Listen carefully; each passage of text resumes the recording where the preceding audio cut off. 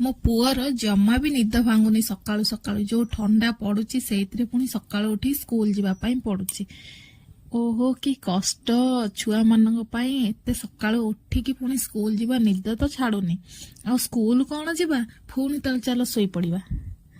देखुना मु जेते थर डाकुची से उठुची पुणी सोई पड़ुची। आम माँ पुअंकर सकाळु एमती ही कटे मु डाकुथिबी आ से उठु नथिबो स्कूल टाइम लेट होथिबो जीवा पई लेट होथिबो पुणी से उठिकी फ्रेश हबो ताको टाइम लागिबो एमती माँ पुअंकर दिनटा सकाळु कटिबो। मु ताको एठी रागुची उठी जा नले स्कूल टाइम लेट हे जिवो सी मो कथा काहेंगे सुनिबो तार तो निद छाड़ुनी आखिरु सकाळु सकाळु भारी कष्ट छुआ को उठेबा मु ता पछरे एमती लागिथिबी आ से उठु नथिबो।